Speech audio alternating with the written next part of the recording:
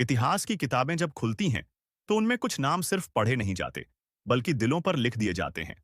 और ऐसा ही एक नाम है, छत्रपति शिवाजी महाराज। वो योद्धा जिसने औरंगजेब जैसे ताकतवर बादशाह की नींद हराम कर दी। वो राजा जिसने अपने छोटे से किले तोरणा से शुरुआत की और हिंदवी स्वराज्य का सपना पूरे भारत को दिखाया।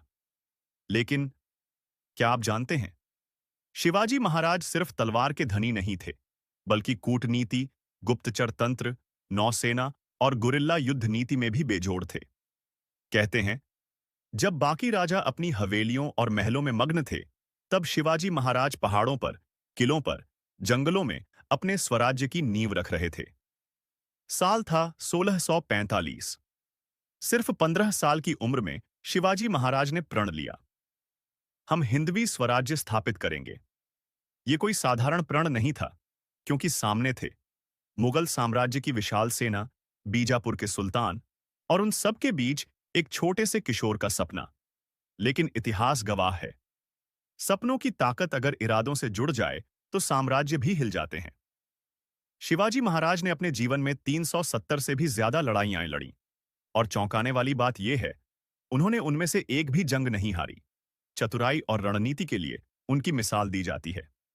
गुरिल्ला युद्ध नीति, छोटे दल, तेज हमला और तुरंत गायब, इसने मुगलों को नाकों चने छपवा दिए। अफजल खान कदकाठी में बहुत विशालकाय, लगभग 7 फुट लंबा और बलशाली था। उसने पहले भी कई राजाओं और विरोधियों को मार गिराया था। बीजापुर दरबार उसे शेर कहा करता था। अफजल खान को शिवाजी महाराज की ताकत का अंदाजा था, इसलिए उसने पहले ही कूटनीति का सहारा लिया। उसने संदेश भेजा, शिवाजी, तुम अभी छोटे हो, मैं तुम्हें नुकसान नहीं पहुंचाना चाहता। आओ, हम दोनों आपस में दोस्ती करें और आमने सामने मिलें। लेकिन असलियत यह थी कि वह शिवाजी को छल से मारना चाहता था। शिवाजी महाराज बहुत बुद्धिमान थे। उन्हें समझ आ गया कि यह मित्रता असल में एक षड्यंत्र है।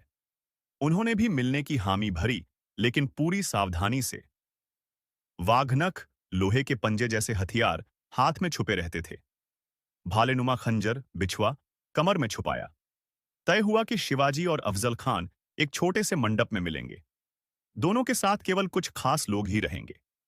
जब मुलाकात हुई तो अफजल खान ने शिवाजी को गले लगाया। अफजल खान ने अपने विशाल बाजुओं से शिवाजी को इतनी जोर से दबोचा कि उनकी पसलियां टूट सकती थीं।